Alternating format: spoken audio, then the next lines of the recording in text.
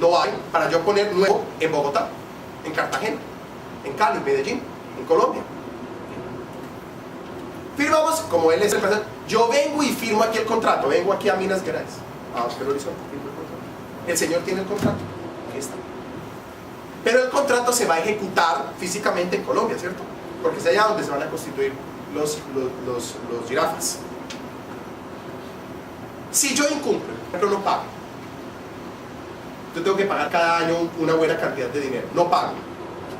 O al contrario, el señor no manda la información necesaria para una franquicia, ¿cierto? En la franquicia es importante la información.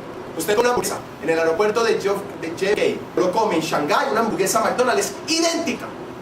¿Por qué? Porque la información de cómo hacer la hamburguesa es lo más importante, ¿cierto? ¿Bien? O si no, yo no pongo jirafas y no le pago, y pongo una jirafas con foto. ¿Bien? Él no me manda la información, es decir, hay un inadempimiento, un incumplimiento o del señor brasileño o del señor colombiano, del señor italiano y del señor chinés, o del señor de Sudáfrica con el señor de Canadá. Es el mismo ejemplo. Ahora, ¿yo qué hago? Inicio un proceso en Bogotá. Francesco Zappalà demanda al señor, ¿su nombre? Por favor. Marco Tulio. Marco Tulio. Marco Tulio va a Bogotá. ¿No? El tribunal se condena a Marco Tulio a pagar. Y Marco Tulio en Belo Horizonte. Contrario, aquí él inicia contra mí. Yo en Bogotá, sí, Marco Tulio, sí, estoy contento. Ok, bien. Sí, fue condenado. La sentencia se convierte en un pedazo de papel. ¿Qué es lo que tenemos que hacer?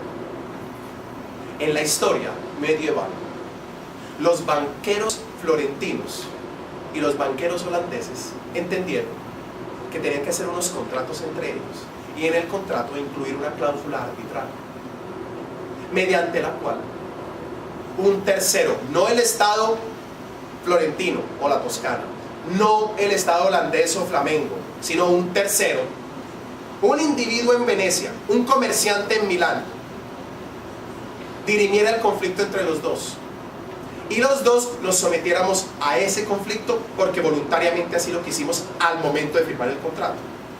Idéntico. Lo más inteligente es que el señor Marco Tulio y yo, al firmar el contrato, incluyamos una cláusula. En la eventualidad de controversias entre las partes, se someterá al Tribunal de Arbitramiento de París, de Belo Horizonte, de Bogotá, de Nueva York. Lo decidimos. Pero aquí es donde aquí no se ha resuelto el problema. El problema se complica un poquitico.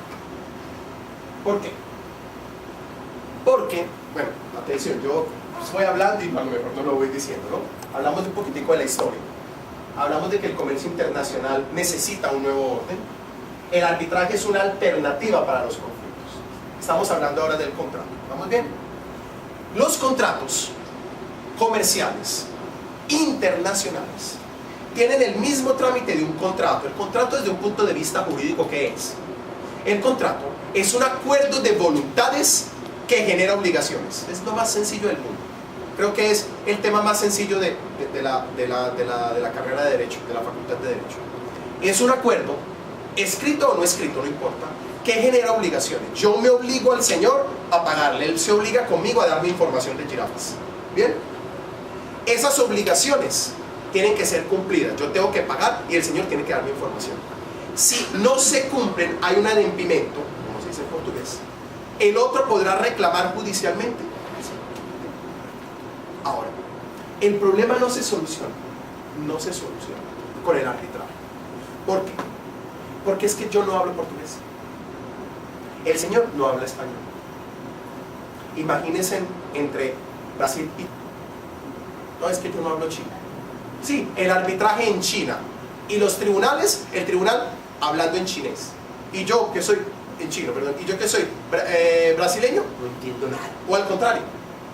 Entonces, no solamente hay que establecer un árbitro internacional, sino que hay que también establecer reglas de juego del arbitraje. La primera podría ser el idioma. ¿Cuál idioma va a ser? Inglés. Es hoy como hoy el idioma más común y corriente en los arbitrajes. Por eso es que la Cámara de Comercio o Cámara de Arbitraje de Nueva York es la más recurrida, o la Cámara de Comercio de París, ¿bien? Donde también el idioma es el inglés. Pero yo sé que la gerente o coordinadora Carla habla italiano, es brasileña. Yo vivo en Colombia, soy residente en Colombia, pero hablo el italiano. Entonces podemos pactarlo en italiano. Pero Italia no tiene nada que ver, porque no estoy en Italia ni ella está en Italia. Pero podemos pactarlo en italiano, visto que nuestros abogados saben italiano. Bien. Pero hay otro problema, y es ese es el problema más importante. ¿Cuál es el derecho aplicable? El derecho aplicable. Sí. Es que el derecho brasileño es totalmente distinto. Es distinto del de Paraguay, del de Chile, del de Argentina. Entre los mismos Colombia y Perú es muy distinto. ¿Y qué hablar, señores y señores, si fuera entre, por ejemplo, Alemania y Francia, que tienen un límite? Son países confinantes, pero tienen un sistema jurídico totalmente distinto. Ni que hablar con Inglaterra, que es un sistema jurídico del todo distinto desde hace siglos. Entonces, yo, que soy el comerciante colombiano, ¿me someto a las reglas brasileñas? No, porque yo no conozco. Yo no conozco el derecho brasileño. ¿El brasileño se somete a las reglas colombianas? No, porque él nos conoce las reglas jurídicas brasileñas. Entonces, ¿qué hacemos? A mí me gusta y conozco el sistema jurídico inglés, que es de donde originariamente viene la franquicia, ¿cierto? La franquicia, como contrato. Entonces establecemos que no solamente el idioma sea italiano, pero que la reglamentación jurídica sea la reglamentación jurídica norteamericana de Estados Unidos, y específicamente del estado de Nueva York. ¿Por qué? Hay distintas legislaciones en el interior de los estados de Estados Unidos para efectos comerciales en algunas cosas. ¡Oh! No, es que el sistema jurídico francés es perfecto para mí. Entonces establecemos el sistema jurídico francés. ¿Se dan cuenta que aquí lo que estamos haciendo nosotros dos, comerciantes, estamos creando? Porque a lo mejor somos los primeros en el planeta en decidir que nuestro litigio o nuestra controversia sea en el idioma italiano, y sea el ordenamiento jurídico, las leyes, es decir, ¿cuáles leyes? No las colombianas ni las brasileñas, sino las norteamericanas. ¿Por qué? Porque las norteamericanas son más adelantadas en sistema de franquicia. ¿Bien? Pero hay otro problema. No hemos terminado. Y es el problema del procedimiento. Esto del procedimiento, cuando los estudiantes de Derecho llegan a la universidad, yo creo que es lo más difícil de entender. Muchos estudiantes salen de la universidad y no saben qué es procedimiento. Porque es lo más difícil. Entonces yo voy a intentar explicarlo de una forma muy sencilla. Un proceso, ¿qué es un proceso? Es una serie de etapas para llegar a un fin.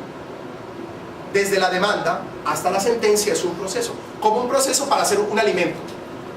Es lo mismo, es un proceso para hacer una sentencia. Es la misma cosa. Pero las reglas de procedimiento son muy distintas en cada país. Es más, lo que más es distinto en cada país son las reglas de procedimiento. ¿Bien? Por ejemplo, en algunos países no se admite la prueba testimonial, sino que tiene que ser escrita. ¿Me entienden? En otros países, por ejemplo, no hay audiencia de conciliación. En otros países hay audiencia de conciliación. En unos países existen, no voy a decir ahora cuáles ni nada porque no quiero confundir, además esto es muy jurídico, ustedes no son abogados. Bien, en otros países, por ejemplo, la demanda tiene que tener determinados requisitos, ¿cierto? Tengo que escribir esto. En otro país, la demanda se puede hacer en una hoja. Entonces también tenemos que escoger el procedimiento. Y esa es la escogencia más difícil. ¿Bien? Porque las reglas de procedimiento es lo que me va a marcar la verdadera diferencia. Es lo más difícil. Porque es el juego, el procedimiento es como unas reglas de juego. ¿Entienden?